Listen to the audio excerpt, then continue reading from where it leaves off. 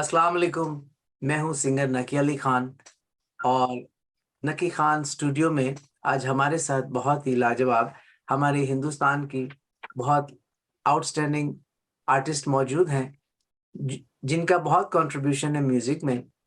ख्याल गायकी, ठुमरी, दादरा, गीत, गजल्स बहुत खूबसूरती से उन्होंने गाया और आज तक गाती आ रही हैं। और सबसे बड़ी बात ये कि उस्ताद मुनव्वर अली खान साहब जो कसूर पटियाले घराने के बहुत बड़े नुमाइंदे थे और आज भी हैं, ये उनकी सबसे पहली शागिर्द हैं, मिसेस प्रेमिला पुरी।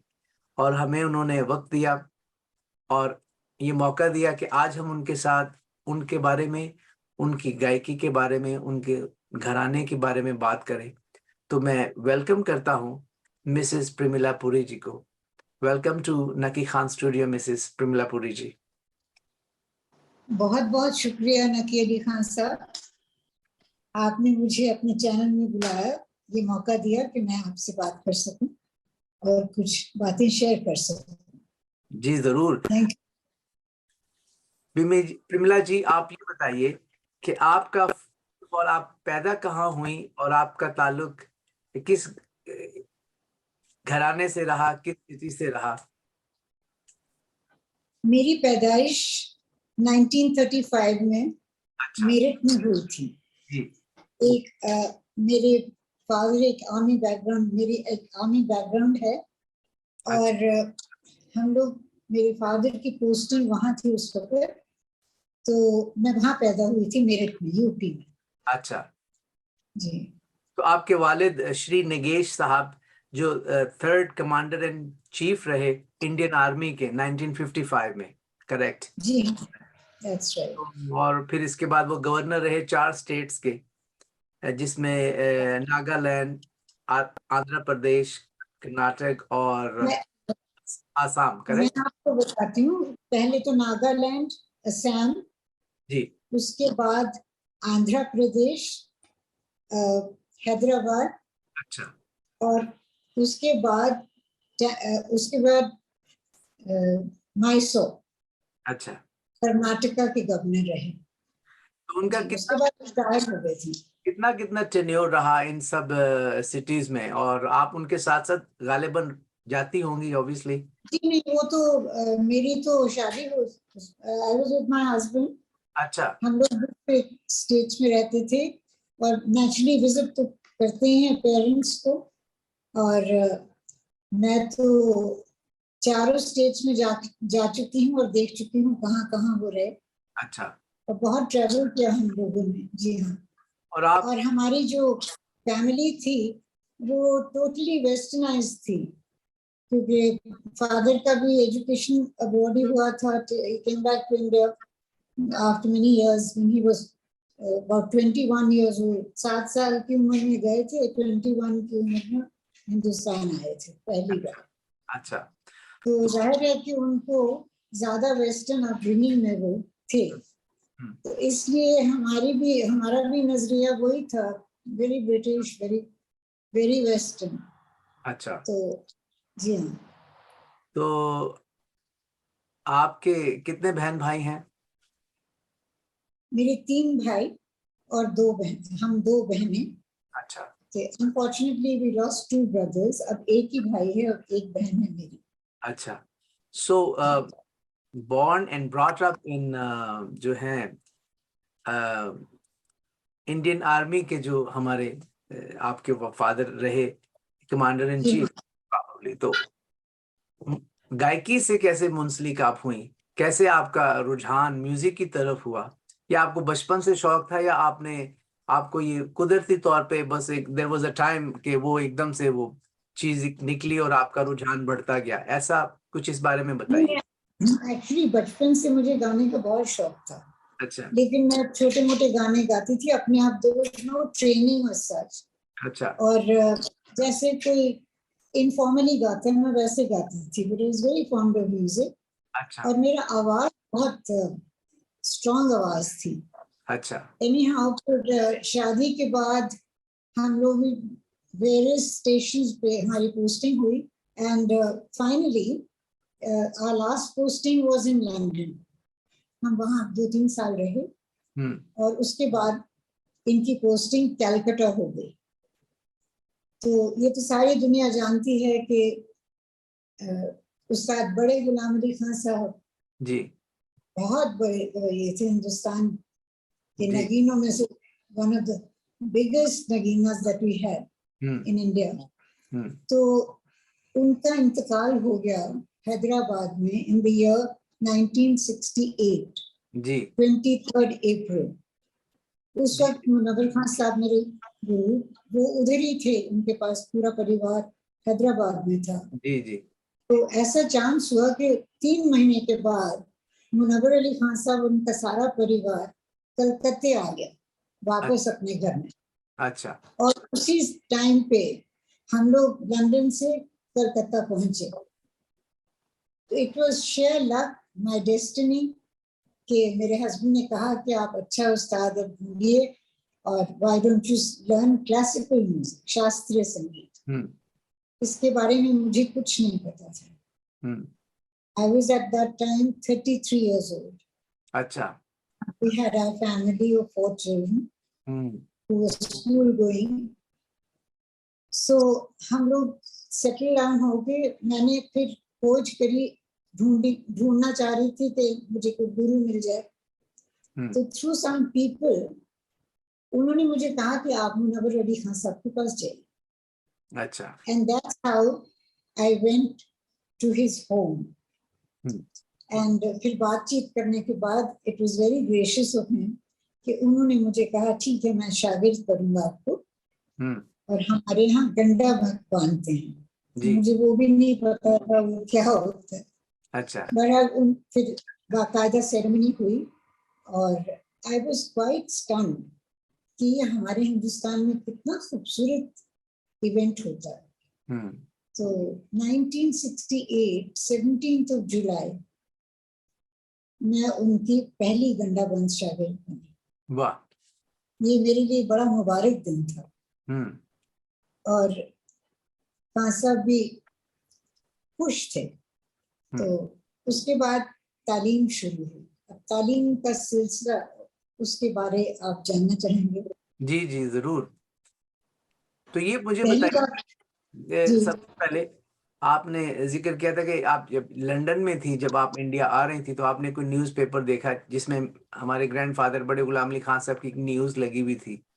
जी हाँ, मैंने आपको किया था पहले कि हम लोग पैकिंग कर रहे थे जी, तो उसके दौरान एक मेरी नजर उस दिन 24th of April एक न्यूज़पेपर पे पड़ गई अचानक, और उसमें फ्रंट न्यूज एक इंसर्शन था कि बड़े गुलाम अली खान साहब passes away in Hyderabad, leaving behind a trail of a blazing trail of music lovers. तो मैंने सोचा, मैंने कहा पता नहीं ये कौन है।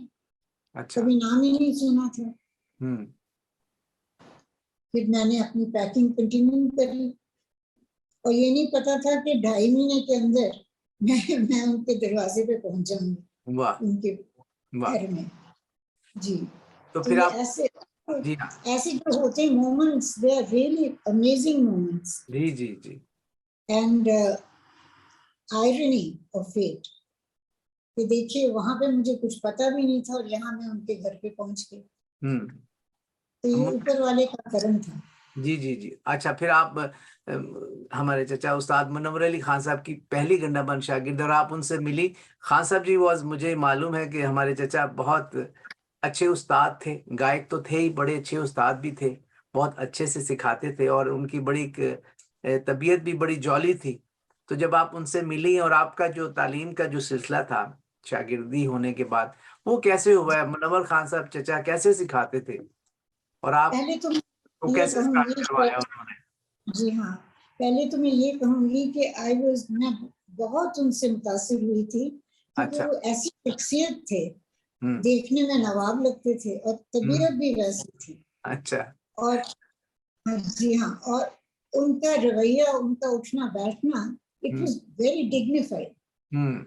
और मैंने ये सोचा कि above all एवरीथिंग वो बहुत नेक इंसान थे, इतनी नेक थे, कभी मैंने उनको कभी नाराज होते नहीं देखा। अच्छा, वाह। या किसी से गुस्सा या ऊंची आवाज में बोलते नहीं देखा। और जैसे तालीम का सिलसिला शुरू हुआ, देखते देखते मैंने ये भी देखा कि हम लोग इतनी गलतियां करते थे, पर हर वक्त वो गलतियों को मतलब नजरअंदाज करते थे। कहते थे कोई बात नहीं, कहते तुम गलतियां करोगी तो आगे बढ़ोगी। सही है। तो कई बार ऐसे मेरे साथ भी हुआ। तो इन बातों से मुझे बहुत जोश था कि मैं ऐसे इंसान की शागिर्द बनी हूँ जिनको मैं बहुत रिस्पेक्ट करती थी। और क्योंकि वो इतने अच्छे उस्ताद थे, इतने पेशेंट और अच्छी तरह से सिखाते थे, तो मैंने दिल में ठान ली, मैंने कहा मैंने सब कुछ छोड़ देना। हमारे अदर इंटरेस्ट जो थे, जो बहुत सारे इंटरेस्ट थे मेरे, आप सुन के शायद हैरान होंगे कि उस वक्त मैं घोड़े की सवारी भी करती थी, गोल्फ खेलती थी, अच्छा, ब्रिज खेलती थी। हाँ जी, ऑल दीज थिंग्स। और बैडमिंटन का शौक था, आउटडोर स्पोर्ट्स बहुत थे। तो मैंने सब कुछ बंद कर दिया और मेरे हस्बैंड ने मुझे पूरा मेरा साथ दिया और कहने लगे ठीक है। बल्कि वो तो 2 क्लब्स थे, उसमें भी उन्होंने रिजाइन कर दिया, इतना उन्होंने मेरे लिए किया म्यूजिक। और बच्चों ने भी बहुत साथ दिया इस बार।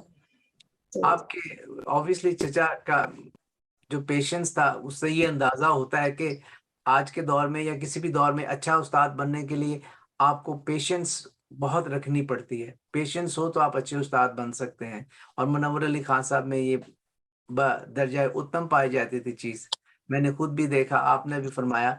तो ये बताइए कि उनका जो एक शुरुआत में जो आपको एक शागिर्दों को सिलसिला शुरू करवाया जाता है, जो हमारी हिंदुस्तानी परंपरा है, उसके मुताबिक घराने की जो गायकी सीखते हैं हम लोग, तो आपको उस्ताद मुनव्वर अली खान साहब ने किन चीजों से शुरू करवाया? क्या आपके पहले लेसन्स में क्या था, तो जो ग्रेजुअली बढ़ता गया उस पे पहले तो उन्होंने सबको, अब उनके घर में हमको ऐसे रखा कि जैसे हम उनकी औलाद हैं, उनके परिवार का हिस्सा हैं।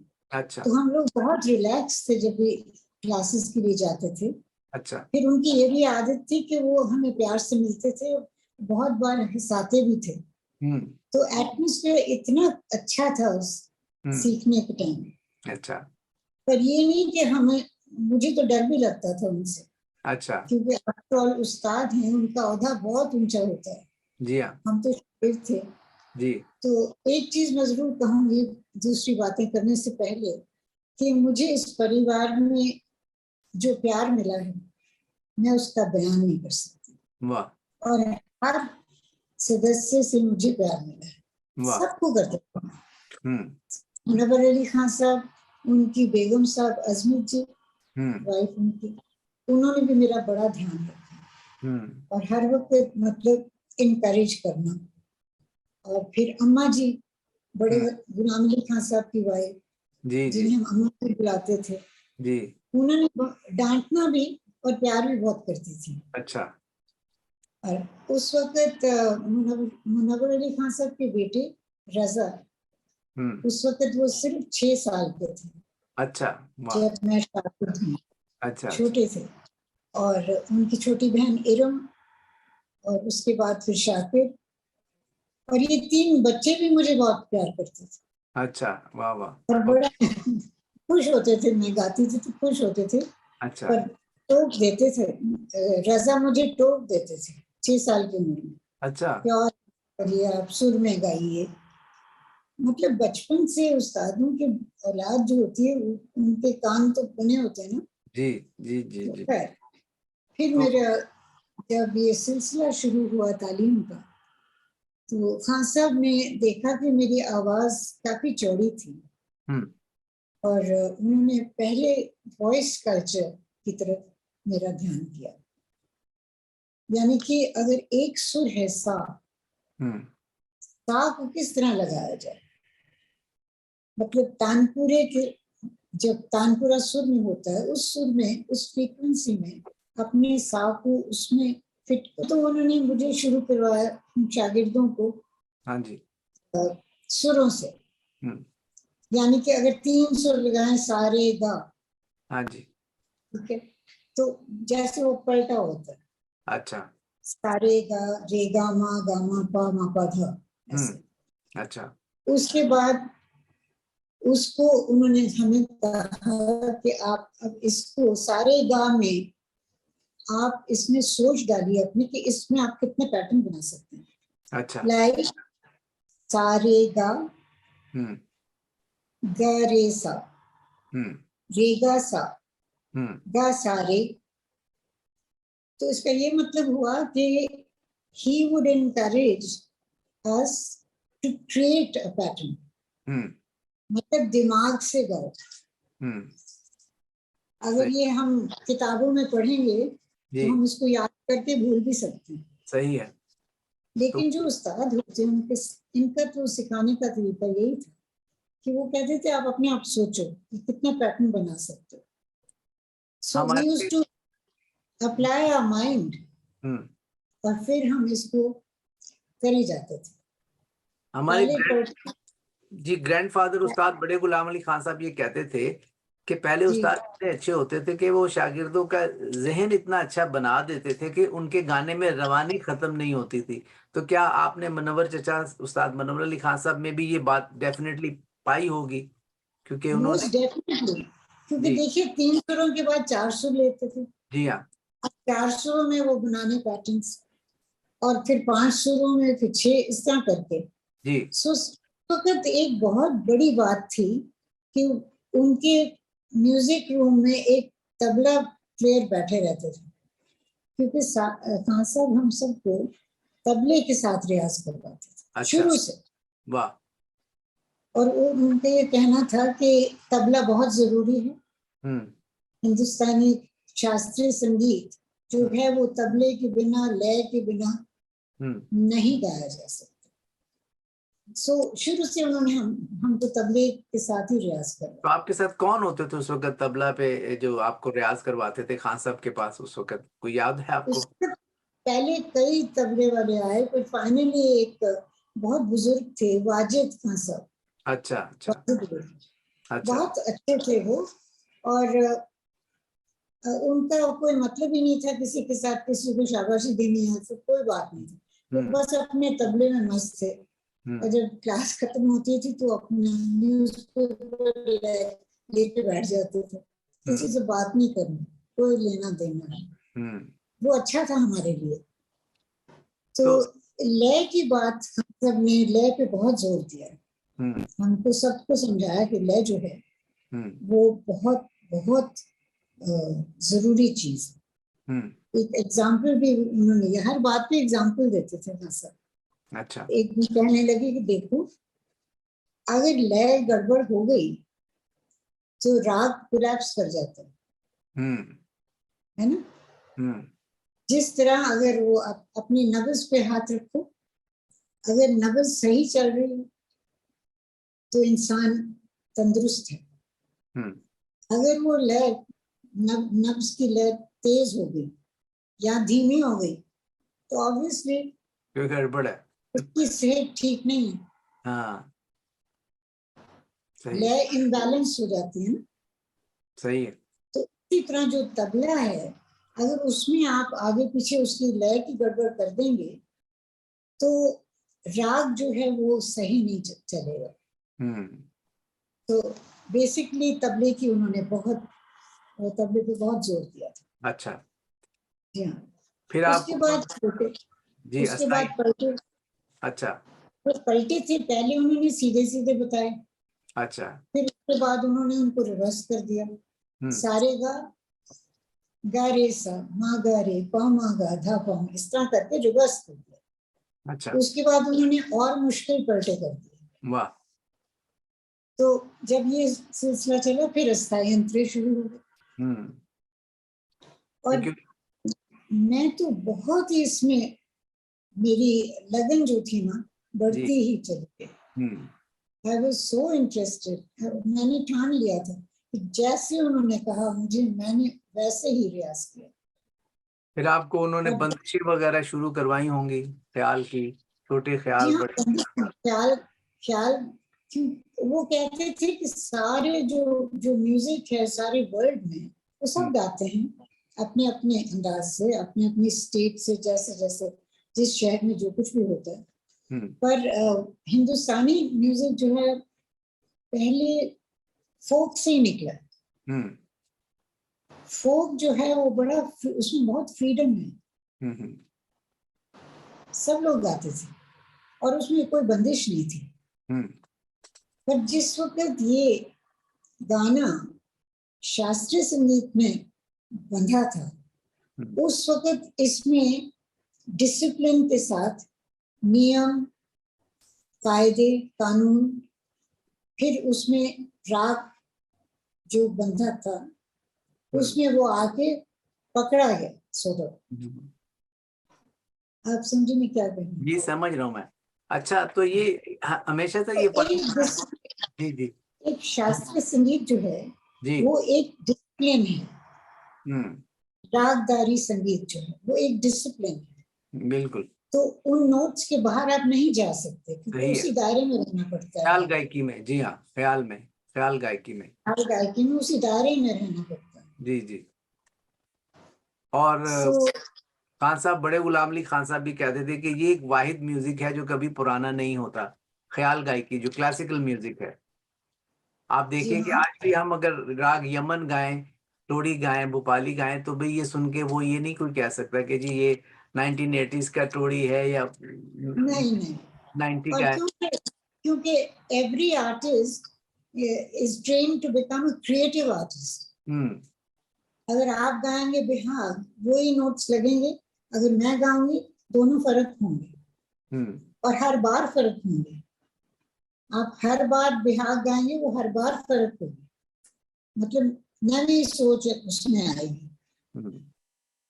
तो इसका मतलब है कि सोच बहुत बड़ी चीज है म्यूजिक। जी हाँ। और you can't copy things, you got to create music. चाचा मुनव्वर अली जी भी यही कहते थे कि ये होना चाहिए कि आर्टिस्ट की सोच बनती रहे गाने में। जी हाँ, और एक ऐसा भी उन्होंने वाक्य बताया था विच इज वेरी इंटरेस्टिंग। उन्होंने कहा था कि देखिए जो वोकल कॉर्ड्स हैं और जो सोच है वो दोनों दो ट्रैक्स हैं। कभी ऐसे होता है कि गाते गाते आपका गला नहीं चल रहा पर थॉट्स आपके आगे जा रही हैं। फिर ऐसा मौका भी आता है कि गला बहुत तेज चल रहा है लेकिन थॉट्स जो आगे सोचता कुछ नहीं, अब क्या करें।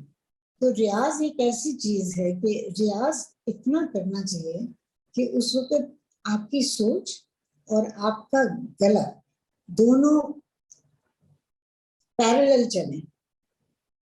और वो हर वक्त कहते थे मुझे कि मुझे सोच बढ़ाओ, गला चल पड़ा, सोच बढ़ाओ ताकि आपका गला वहां तक पहुंच जाए। तो देखिए जो रियाज का टाइम था उसमें यही कुछ हम करते थे।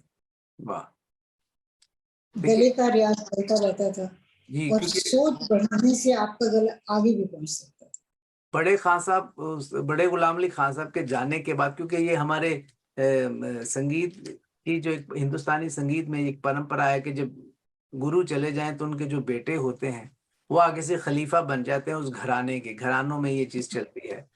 तो जो गुरु के शागिर्द होते हैं वो फिर अपने खलीफा से जो है वो तालीम लेते हैं। तो उस्ताद बड़े गुलाम अली खान साहब के जितने शागिर्द थे फिर वो प्रॉबली उस्ताद मुनव्वर अली खान साहब से आकर के सीखते होंगे। तो आपने कुछ शागिर्दों को देखा जिनमें खासकर मालती गिलानी थी और मीरा बैनर्जी थी, फिर संध्या मुखर्जी, ये सब आर्टिस्ट जो थे ये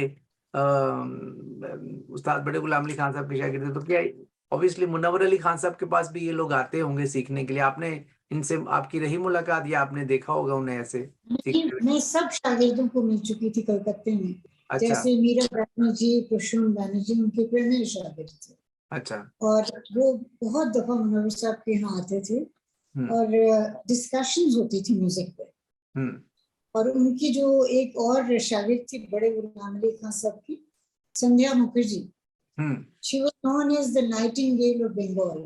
अच्छा। बहुत अच्छा गाती थी। अच्छा तो वो आके बाकायदा मुनव्वर अली खान साहब से सीखती थी। अच्छा। और बड़े अदब तहजीब के साथ, बड़ी अदब के साथ। तो और खान साहब उनको सिखाते थे। एक वाक्य मैं आपको बताऊं कि उन्होंने शंकरा राग का एलपी बनाया था। अच्छा तो उसकी तालीम में मैं भी बैठती थी। अच्छा। खान साहब कहते थे सुनना बहुत जरूरी है, मुझे ज्यादा से ज्यादा सुनो, लोगों को सुनो, दूसरे गाने वालों को सुनो, उससे आपको बहुत कुछ मिलेगा। तो कई बार ऐसे होता था कि हम तालीम में बैठते थे तो खान साहब जरूरी नहीं कि उसी वक्त गाना गाते थे, वो बातों में भी बहुत तालीम हमें दे जाते थे। अच्छा। उनकी गुफ्तगू, उनकी बातें रिलेटेड टू म्यूजिक, उसमें हमें बहुत कुछ मिल जाता था। तो संध्या मुखर्जी थी, फिर और बहुत सी शागिर्द थे उनके जो आते थे घर पे। फिर मेरे आने से पहले मुनव्वर अली खान साहब ने गंडा बांधा था अपने फादर के प्रेजेंस में।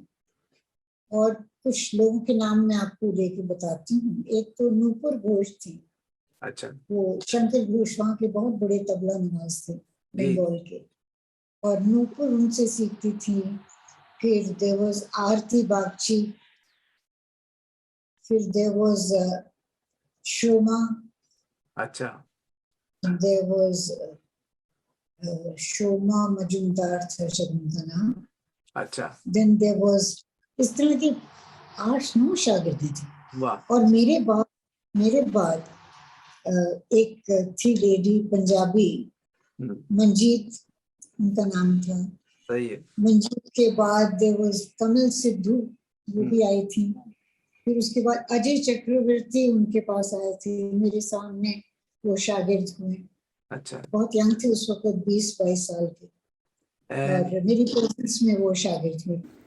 बड़े गुलाम अली खान साहब की एक बहुत यंग शागिर्द हुई प्रभाती मुखर्जी, जो कि उनके गुजर जाने के बाद फिर वो मुनव्वर साहब से आके सीखने लगी।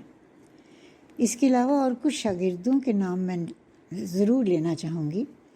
भारती नानावती, रोमा, सपना, बीबा नरजीत सिंह, और बनारस घराना की सिद्धेश्वरी देवी जी की ग्रैंड डॉटर मीनाक्षी पांडे भी उनकी शागिर्द बनी। अक्सर हमारी क्लासेस जॉइंट क्लासेस हुआ करती थीं।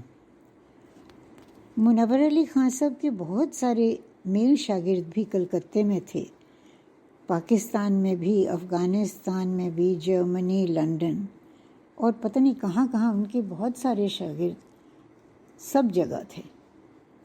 As he was very well known उस्ताद। जिससे हम बात कर रहे थे वो बता रही थी कि कौन कौन से शागिर्द उस्ताद मुनव्वर अली खान साहब के पास आते थे और आए, और जो जिन्होंने सीखा। तो प्रमिला जी, आप बता रही थी कि अजय चक्रवर्ती भी आपके होते हुए वो आए, उन्होंने सीखा गाना, उसके बारे में आप बता रही थी, उनके बारे में। जी। अजय चक्रवर्ती आए थे, उनको ज्ञान प्रकाश घोष जी कलकत्ते के बहुत बड़े नामी म्यूजिकोलॉजिस्ट थे और टीचर भी थे, और वो इनको सिखाते भी थे अजय चक्रवर्ती को। तो उन्होंने इनको कहा कि आप जाके उस्ताद मुनव्वर अली खान साहब से तालीम लो, और वो खुद लेके आए थे। उनका नाम है Gyan Prakash Ghosh, very well known personality in Calcutta. तो वो खुद लेके आए थे, वो बहुत इज्जत करते थे मुनव्वर साहब। और मेरे सामने फिर अजय चक्रवर्ती शागिर्द हुए, और उसके बाद फिर वो आया करते थे फ्रॉम आउट ऑफ कैलकाटा, पता नहीं कौन सी जगह से आते थे। तो उस वक्त मैं नहीं होती थी वहाँ, कोई और, मतलब उनका टाइम फर्क था। अच्छा अच्छा। तो उसके बाद मेरे आने के बाद, इसके बाद और भी काफी शागिर्द हुए। एक थी मोना मालिया, वो भी शागिर्द हुई, और पिंकी लाबरू, राइट? पिंकी लाबरू, जी हाँ, वो भी थी। और मालती गिलानी जी, जो कि बड़े खान साहब की शागिर्द थी, वो भी बहुत तालीम के लिए आई थी मुनव्वर साहब के पास। अच्छा। नोरमा आहूजा भी थी, वो भी उनसे तालीम लेती थी। हालांकि वो सब मुनव्वर साहब उनके हम उम्र के थे तकरीबन। सो ये सब लोग आते थे उनके पास। उनके पास तो ऐसा क्राउड लगा रहता था, सारे आते थे। कोई आई थिंक अर्ली 80s में मुनव्वर साहब के बड़े भाई करामत साहब, जो कि पाकिस्तान में रहते थे, उनके बेटे, उनके 2 बेटे म्यूजिक में थे और मुनव्वर अली खान साहब कहते थे उनको हिंदुस्तान ले आए और यहाँ के फिर वो रेजिडेंट्स बन गए और उनकी भी तालीम शुरू हुई। बोथ वर वेरी टैलेंटेड और उनकी बाकायदा मुनव्वर खान साहब के साथ बैठ के तालीम हुई, रजा अली खान के साथ। अच्छा। तीनों भाई गाते थे। और फिर कुछ सालों के बाद मजहर साहब और जवाद साहब के छोटे भाई यानी कि आप, जी जी जी, आप भी आए थे दिल्ली। जी और मुनव्वर साहब ने मेरे सामने आपको गंडा बांधा था, मुझे याद है। आप उनकी और आप शागिर्द थी और मैं उनका सेकंड लास्ट शागिर्द था। जी हाँ, आप उनके लिए सेकंड लास्ट शागिर्द थे। आपके बाद एक कोई कुमार मुखर्जी थे। कुमार मुखर्जी जो कलकत्ता में है वो हुए थे। वो मुझे बहुत कहते थे कि जी मैं शागिर्द होना है। तो जब मैं कलकत्ता में था तो मैं आया वापस, तो मैंने चाचा जी को कहा कि चाचा जी वहाँ एक लड़का है वो शागिर्द होना चाहता है, कुमार। कहते अच्छा। तो वो कहने लगे अच्छा मैं अब जाऊंगा तो मैं उनको मिलूंगा। खैर फिर वो गए तो कुमार फिर उनका शागिर्द हुआ। खैर जी हाँ, आप बोलिए। मुनव्वर अली खान साहब आपको बहुत प्यार करते थे। जी हाँ, जी हाँ, बहुत विद हिम। तो वैसे तो खान साहब के और बहुत से शागिर्द थे अफगानिस्तान में जी। और अदर कंट्रीज में, जर्मनी में थे, लंदन में थे और वेरियस अदर कंट्रीज जहाँ जहाँ भी गए और उन्हें बहुत शागिर्द किए। हिंदुस्तान में बहुत गा रहे हैं माशाल्लाह, अच्छा गाते हैं वो। और उनकी आजकल बेटी भी गा रही हैं, जो है वो बहुत अच्छा गा रही हैं वो भी। और घराने को चक्रवर्ती ने अपना बहुत नाम कमाया है हिंदुस्तान में। जी। और मैं ये कहूंगी कि आप चारों भाई जी इस वक्त पटियाला घराना को संभाले हुए हैं। जी जी, चारों बहुत अच्छा गा रहे हैं जी और जी। उनकी बड़ी तारीफ होती है। जैसे रजा अली खान, अनफॉर्चुनेटली मजहर अली खान साहब मेरे बड़े पिछले मैं साल कहने वाली थी कि एक बहुत दुख की खबर थी कि मजहर हमारे बीच में से निकले। जी जी, were very sad. Such a young age, it was very sad. तो आप लोग कंट्रीब्यूट कर रहे हो, आपने कनाडा में अपनी संस्था बनाई है, वहाँ भी आप म्यूजिक कर रहे हो। पता नहीं कैसे माहौल, हमारा हिंदुस्तान का माहौल बहुत अच्छा है म्यूजिक के लिए। जी, यहाँ भी बहुत अच्छा माहौल है इंशाल्लाह। आपका अल्लाह करे प्रोग्राम बने यहाँ, आप वक्त दें, यहाँ पे आए तो बहुत अच्छा लगेगा। और प्रमिला जी ये बताइए कि आप जो है क्लासिकल तो आपने सीखा, आपने ख्याल बहुत अच्छा गाया, मैंने सुने आपके, मैंने लाइव भी सुना था आपको वहाँ पे दिल्ली में। इनफैक्ट के एक प्रोग्राम में उस्ताद मुनव्वर अली खान साहब भी थे आपके साथ, ही वाज अ गेस्ट। क्या आपको उनके साथ कहीं स्टेज पे गाने का भी मौका मिला उस्ताद मुनव्वर अली खान साहब के? क्योंकि ये हमेशा से ये ट्रेडिशन रही है कि कभी कभी उस्ताद लोग अपने शागिर्दों को साथ में बैठ के गवाते थे या उनको साथ बिठा के संगत करवाते थे तानपुरे पे। आपके साथ मुझे ऐसा 3-4 बार ऐसा मौका मिला था। ये अच्छा, मेरी बहुत खुशकिस्मती थी कि मैं तानपुरे पे थी और खान साहब कहते थे हाँ जी आवाज लगाइए, यू नो। तो मैंने 2-3 मरतबा उनके साथ स्टेज पे परफॉर्मेंस नहीं, सिर्फ आवाज लगाई है। अच्छा, कई बार तो सरप्राइज भी दे देते थे। मुझे याद है अच्छा, कि एक प्रोग्राम हुआ था चंडीगढ़ में, यहाँ टैगोर थिएटर में। तो अच्छा, उस वक्त मैंने पहली बार मैंने रागेश्वरी सुनी थी उनसे। अचानक मुड़ के मुझे कहने लगे हाँ जी। so, मतलब ही वाज श्योर कि मैं वो सुन रही हूँ वो सारे नोट्स। और फिर उन्होंने मुझे कहा कि हाँ, तो फिर मैंने लगाई आवाज। अच्छा। और 2-3 जगह मैंने वैसे भी कोशिश की और फिर उन्होंने उस वक्त वो गाने को लपेट के ना वो सम पे आ गए। और आपकी गायकी में उस्ताद मुनव्वर अली खान साहब का रंग बहुत जबरदस्त तरीके से वाजे होता है, नुमाया होता है। आपकी मैंने रिकॉर्डिंग्स भी सुनी, आपको लाइव भी सुना। जो उनका खान साहब जी का सरगम का अंदाज था और भारी भरकम तरीके से वो लय को देखते थे, बराबर फिरते थे और गमक और ताने खूबसूरत तरीके से आपके गले में वो बहुत जबरदस्त तरीके से ये सारी गायकी बैठी हुई है, मैं समझता हूँ। ये सब उन्हीं की देन है, जी नकी साहब, उन्हीं की देन है, उन्हीं का सिखाया हुआ है। जी और जी। वो बड़ी मेहनत करते थे इन चीजों पे और बड़े ध्यान से हम लोग सुनते थे वो क्या कह रहे हैं। और आपने बड़ी अच्छी नुमाइंदगी की है कसूर पटियाले घराने की, अपने उस्ताद मुनव्वर अली खान साहब की गायकी की, और बड़ा इसको फरोग किया है। और आपने बल्कि जो है एक ये गजलों का भी आपने, ठुमरी भी गाई आपने, गजलों का भी फैज साहब के साथ भी कुछ आपकी मुलाकात रही, उसके बारे में कुछ बताइए जरा। हम लोग चंडीगढ़ में रहते थे। ये 1986 की बात है। जी, फैज अहमद फैज साहब, जी हाँ। फैज अहमद फैज को तीनों गवर्नमेंट्स ने एक बहुत बड़ा शो किया था जहां उनको ऑनर किया था उन्होंने अच्छा बुला।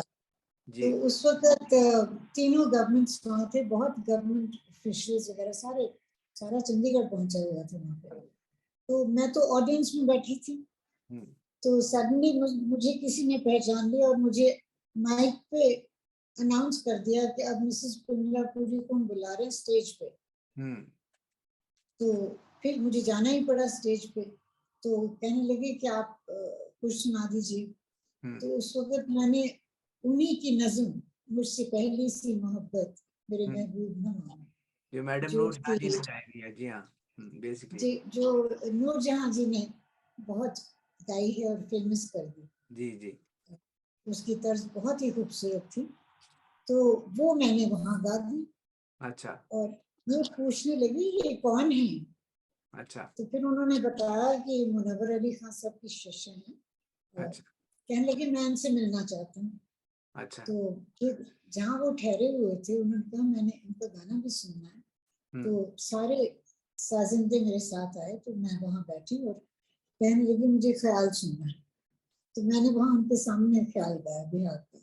अच्छा और उसके बाद वो कहने लगे ठुमरी भी गाती हैं आप। मैंने कहा जी हाँ, एक ठुमरी भी गा दी उसके बाद। तो मैं हैरान हो गई। मुझे कहने लगे देखिए मैं बरकत अली खान साहब को बहुत अच्छी तरह से जानता हूँ, हमारा बहुत आपस में मिलना हुआ था और मैं उनको बहुत पसंद करता हूँ वो गायकी। और आपके जो ख्याल गायकी है पटियाले घराने की, वो मैं उससे मुतासिर हूँ, मुझे सबसे अच्छा वही लगता है। तो मैं चाहता हूँ कि आप मेरी कुछ गजलें गाइए। तो I was so honoured, I was very surprise. कहने लगे दो बातें हैं, एक तो पटियाला गायकी मुझे बहुत पसंद है, सही है, और दूसरा उन्होंने मेरी आवाज की तारीफ कर दी कि भाई ये जो बुलंद आवाज है ये मेरी पोएट्री की बड़ी बहुत सूटेबल है फॉर माय वाह, पोएट्री। तो फिर उन्होंने मुझे बहुत सी गजलें भिजवाई अपनी बेटियों के थ्रू। अच्छा और कहने लगे आप 8 गजलें चुन के एक एलपी बना दीजिए अच्छा अपनी चॉइस। अच्छा। तो फिर मैंने 8 गजलें उसमें से चुनी और एक एलपी बन गई जो कि बॉम्बे में रिकॉर्ड हुई थी। बहुत अच्छे म्यूजिशियंस उसमें हैं और उसका नाम हमने रख दिया फैज ही फैज। फैज ही ये फैज, काफी फैज ही फैज तो वाह। काफी पॉपुलर हो गई यहाँ पे। और उसके बाद बस यही मैंने, उसके अलावा मैंने बहुत सी और गजलें सीखी हैं। अच्छा, तो आपकी गजलों में फेवरेट आर्टिस्ट जिनको आप सुनना पसंद करती थी या पसंद करती हैं, उनमें कौन कौन से गायक हैं और गायिकाएं हैं जिनको आप पसंद करती हैं, जिनकी गायकी को? देखिए पाकिस्तान में तो मुझे नेचुरली सबसे बड़ी गायिका तो वहाँ है ही फरीदा खानम और फरीदा खानम, नूरजहां। जी हाँ जी हाँ। और उनके अलावा एक बहुत अच्छी गायिका है इकबाल बानो, इकबाल मानो जी, वो भी बहुत जिनका अच्छा। गाना मुझे बेहद पसंद है। क्योंकि अच्छा उनका हर गजल के पहले वो एक आलाप करती हैं राग में हम्म। और फिर वो गाती, तो मुझे वो बहुत उनका अंदाज अच्छा लगता है। और और हिंदुस्तान में? हिंदुस्तान में, जी हिंदुस्तान में तो मेरे फेवरेट तो वही थे जगजीत सिंह। अच्छा अच्छा बहुत अच्छा गाते थे। अच्छा अच्छा। जगजीत सिंह साहब से मेरी मुलाकात रही, बल्कि इनफैक्ट यहाँ जब वो कनाडा आए थे तो मैंने उन्हें बड़े गुलाम अली खान साहब म्यूजिक अवार्ड दिया था, जो मैंने शुरू किया। अच्छा जी हाँ, अच्छा उनको भी दिया, फिर आपदा परवीन साहिबा को भी दिया यहीं कनाडा में ही, और फिर मेहदी हसन साहब को भी दिया था, उस्ताद फतेह अली खान साहब जो के थे उनको भी दिया, मजहर अली खान, जवाद अली खान साहब को भी दिया, और कई और जो इस शोबिज़ से रिलेटेड जिनका बहुत कंट्रीब्यूशन है म्यूजिक में, उनको मैंने ये अवार्ड दिया। अल्लाह का शुक्र है, क्योंकि ये बड़े नामी लोग हुए हैं जिन्होंने बहुत, जिनका कंट्रीब्यूशन है म्यूजिक में। आपका भी बहुत कंट्रीब्यूशन है म्यूजिक में, और आप बहुत खूबसूरती से इस गायकी को पेश करती हैं। और देखिए, हम ये कहते हैं कि गला तो है ही है, लेकिन इस गायकी में दिल भी शामिल है। जी जी, सब बोलते हैं कि हिस्ट्रोनिक्स इज वन थिंग, क्या कहते हैं, जो इसकी साइंटिफिक साइड है, थियोरी है, वो बहुत जरूरी है, लेकिन उसके साथ साथ एस्थेटिक्स भी जरूरी है। तो हिंदुस्तान में और जब एस्थेटिक्स आ जाते हैं तो फिर उसमें तो दिल शामिल होता ही होता जी हाँ, है। इमोशंस आर देयर, तो अगर दिल से गाओ तो सबसे अच्छी बात है। तो जी बेशक, इसमें कोई शक नहीं। तो हिंदुस्तान में और फीमेल आर्टिस्ट आपको जिनका गाना बेहद पसंद हो, जैसे कि पहले तो मैं कहूँगी कि मुझे मेहदी हसन साहब का गाना बेहद पसंद है। अच्छा, वाह। उनकी उनकी गायकी, उनकी गजलें मुझे बहुत पसंद थी। और लता जी, आशा जी, और परवीन सुल्ताना, और जो हमारे हाँ, और ये बहुत बड़ी गायिका हैं जी, सब तीनों की तीनों साहिबा और जितने भी, उन्होंने बहुत शोहरत कमाई है इस मुल्क में और सारी दुनिया में। बल्कि एक पिक्चर मैंने देखी थी जिसमें आपकी मुलाकात लता जी से भी हुई थी, तो उसके बारे में बताइए कि वो कैसी रही मुलाकात आपकी लता जी से। एक्चुअली मेरे फादर जब हैदराबाद में थे गवर्नर, तो अच्छा उस वक्त ये सारा ट्रिप आया था हैदराबाद फॉर समथिंग, तो अच्छा they wanted to call on the governor, तो माय फादर इनवाइटेड देम। बहुत सारे फिल्म स्टार्स भी थे उसमें, अच्छा और लता जी भी थी। अच्छा। तो फिर मेरी उनकी पर्सनल मुलाकात हुई थी, और उस वक्त उन्होंने वो महल का फेवरेट गाना, फेमस गाना अच्छा, आएगा आने वाला, वो गाया था उन्होंने। वाह। She was selected to sing that song. Hmm. So she was a great singer, Urmila ji, मैं great voice. No doubt about it, Lata ji जैसा कौन गाएगा, लाजवाब आर्टिस्ट थी और उनका कुछ। उन्होंने thousands of गाने गाए जी for हाँ, Bollywood. मुझे याद पड़ता है जब मैंने मिस्टर पुरी साहब, अंकल पुरी को मैंने देखा था, मेरी मुलाकात भी उनसे हुई। वो बड़े ही नफीस, बहुत जेंटलमैन, और बड़े ही कूल माइंडेड पर्सन थे। तो आपका आपके हस्बैंड होते हुए, और आप उनकी जो मिसेज थी, तो आपका उनके आपकी म्यूजिक के बारे में उनका कैसा आपके साथ रहा? Was he very encouraging and supportive in for you in? मेरे husband, because of my husband and his interest और उनकी encouragement जो थी, उसके बिना काम नहीं हो सकता जी, क्योंकि ये शास्त्रीय संगीत जो है बंगाल में, तो खैर इसकी पूजा होती है। जब कोई शादी होता है बंगाल में, तो पूरा फैमिली इन्वॉल्व होती है। और हम तो बहुत नए थे इस लाइन में, पर फिर भी मेरे हस्बैंड ने जो मुझे सपोर्ट दिया,